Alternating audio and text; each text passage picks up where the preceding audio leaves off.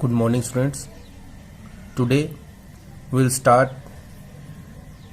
chapter 2, 5-year plans in India, goals and achievements.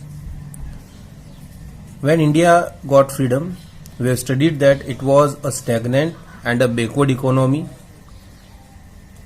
We were producing nothing, we were exporting everything, and though we were in a trade surplus, but we are not gaining anything, because everything which we use is coming to us from other countries, especially from England. So it was a very challenging situation for India to do something special and to make an economy and to bring it in a better condition.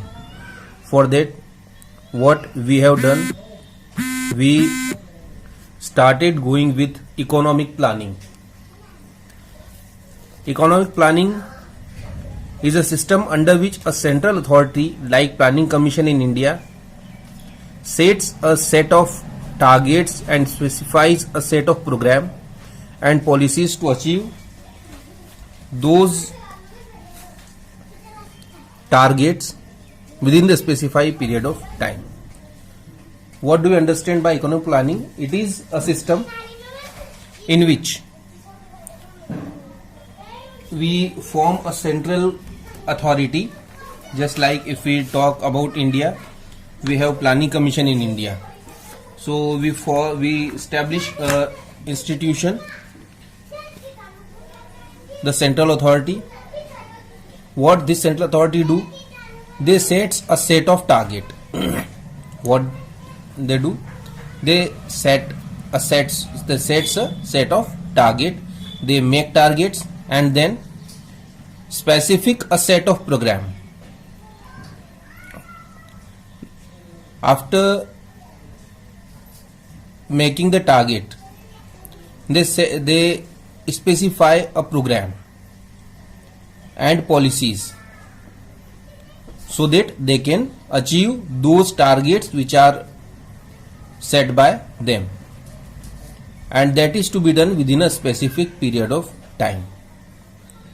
If Indian context we say, then the Planning Commission is an authority which set goals, which set targets and make a set of program and policies to achieve the targets within 5 years. Because in every 5 years we reconstruct the Planning Commission. The principal focus is on the rational management of the scarce resources. In India, as Planning Commission was working, what we were focusing on the rational management of the scarce resources. It means the scarce resources. As a student of economics, we all know that resources are always scarce. So these scarce resources should be rationally managed so that everyone can get benefit of these resources. They does not concentrate in single hand, and these are optimally utilized for the social welfare, and with that the GDP growth is also maximized. So with this target, we have established Planning Commission in India. What Planning Commission itself says about the construction of Planning Commission is that economic planning means utilization of country's resources in different development activities in accordance with national priorities. What they say, that the economic planning means utilization of country's resources. By economic planning, we utilize country's resources by different development activities. We start development activities to utilize country's resources, and with that we keep focus on national priorities also. It means we use the resource, we start the program as much as the national priorities and to use country's resources. So with this, what the Planning Commission in India do, they keep and focus on national priorities, they start the development program, and with all that they utilize the country's resources in a appropriate way. So with all these targets, we have set up Planning Commission in India. It became a reality in 1950 under the chairmanship of Professor P.C. Mahalanobis. It was working till 2015. In January 2015, it was replaced by Niti Aayog. Now we don't have Planning Commission in our country. Now our country is, our plan for India's development are made by Niti Aayog. And what is their target? Their target is to make such policies that accelerate the pace of growth. Now, as we set up the Planning Commission in India, it was a very big question for everyone, that why do we need planning in India?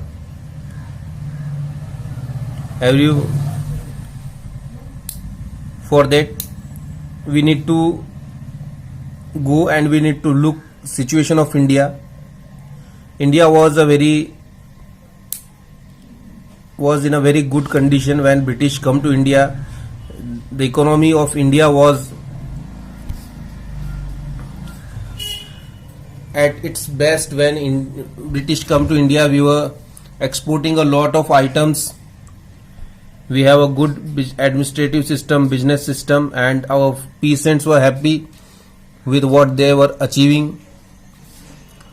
But as British come to India and they started exploiting all the factors of all the resources in India, India became a stagnant economy. It stopped growing, and when we got freedom, India was a backward and a stagnant economy. And if this type of economy, the main characteristic of this type of economy is that they have very low level of output and productivity. And as stagnant economy, the GDP growth, that is extremely low. So these were the three main characteristics of Indian economy at that time. Our level of output was very low, our productivity was low, and the GDP growth was extremely low, or can say that it is not increasing. And when this type of economy is handed over in the hands of market forces, then what happens, that the country gets the development, but the path of development get distracted, and the main objective, that is the social welfare, got disturbed. The resources that are concentrated in some hands, in the hands of the rich society section of the society, and the poor do not get benefit of the development which country is achieving. So as our government want to provide the benefit of the development to every section of the society, it means our main target was to increase the social welfare. It was very much necessary for us to start economic planning. So we choose to go with the economic planning. We did not let it happen in the hands of the private property owners so that they can earn. Otherwise, if we go with that system, we may have achieved a lot of development in a very few time or a very less time. But our target was to give social welfare, so that for that we need to go with the economic planning.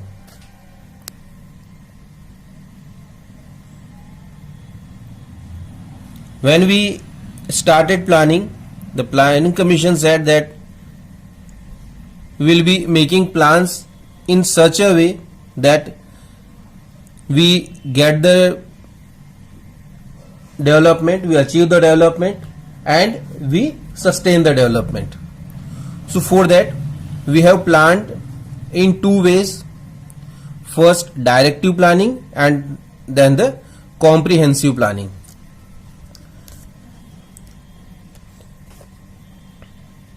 Directive planning refers to a system in which planning is introduced just to direct the forces of supply and demand so that the system does not go wayward from the state of equilibrium.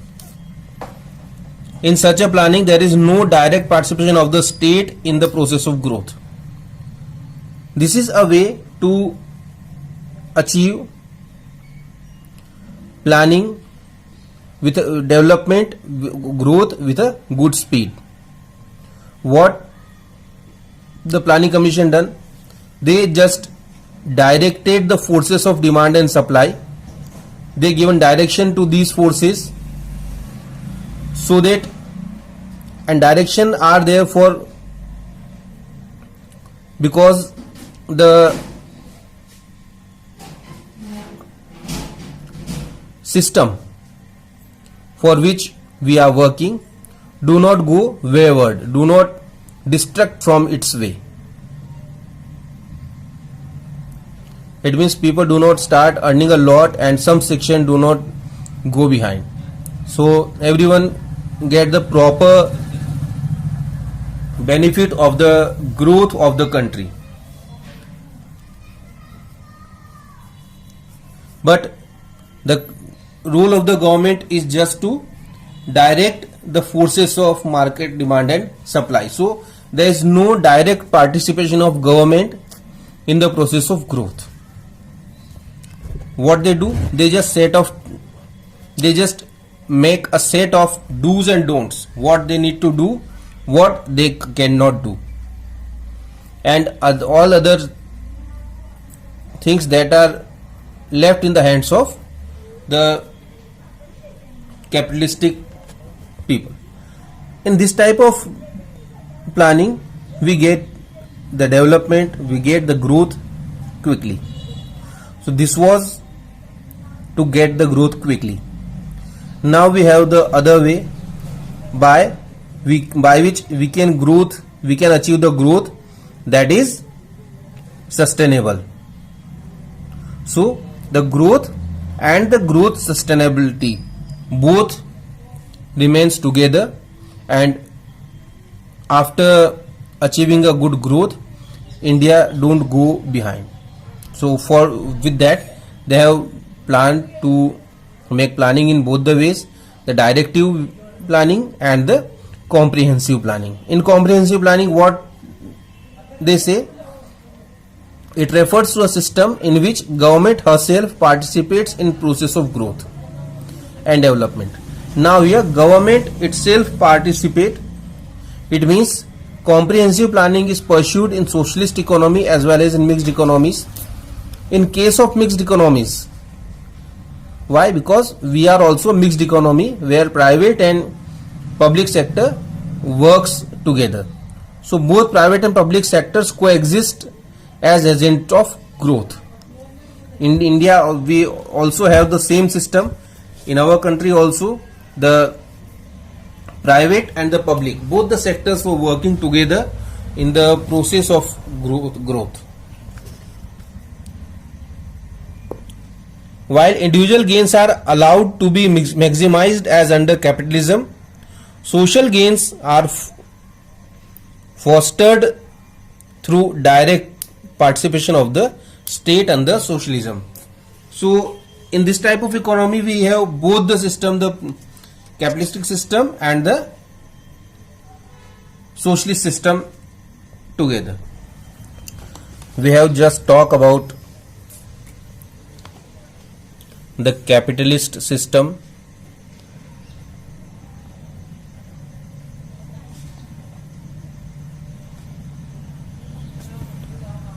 the socialist system,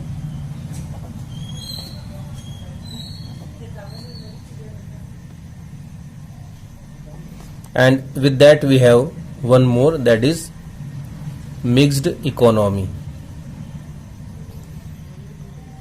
All these are the different types of economies: capitalist, socialist, and then the mixed economy. What all these means? First, we talk about the capitalist economy. It is a type of economy in which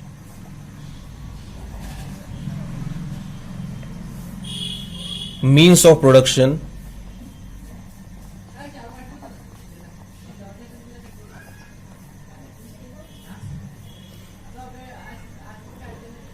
are owned by the individuals.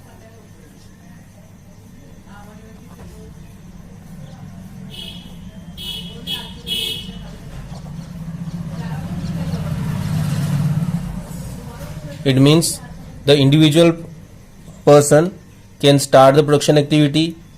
They have all the resources in their hand. They can maximize their profit by any mean, and what the rule of government remains is to provide them the security and the law and order. And in production, the government's role is very much limited to the defense sector. All other sectors rests in the hand of private property or private entrepreneurs. This is called the capitalist economy.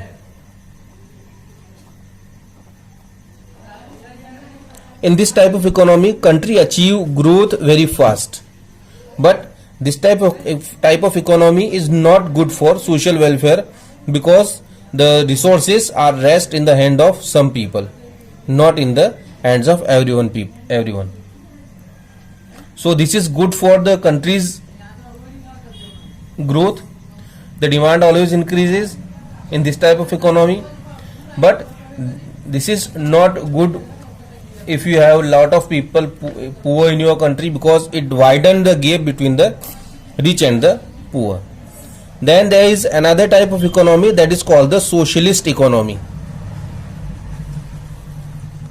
In this type of economy,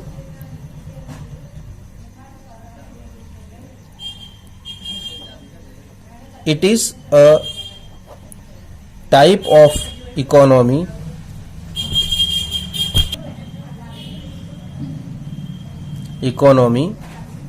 in which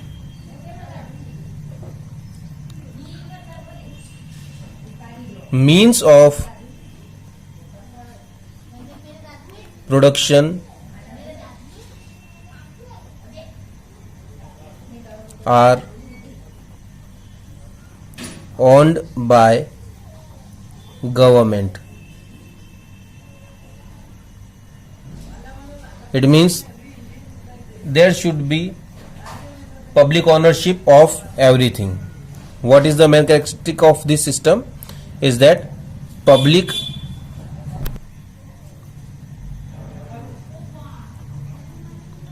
ownership of resources.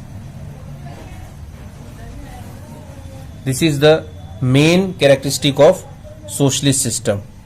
In this type of system, country achieve economic growth very slow, and because the focus of the government remains on the poor section of society, rich section of society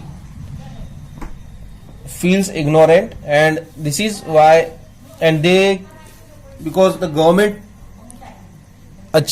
has all the resources in their hand, they have their concentrate on the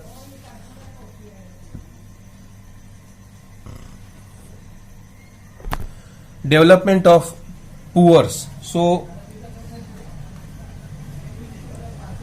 that is why here the country do not get the benefit of growth as much they can get. In this type of economy, there is no view of maximizing the profit. They work for the maximization of social welfare. Then we have economy that is called the mixed economies. In mixed economy, there is equal role of public and private sector in the growth story. There is equal role of public and private sector. It means the resources are owned by the government and by the private entrepreneurs as well. In this type of economy,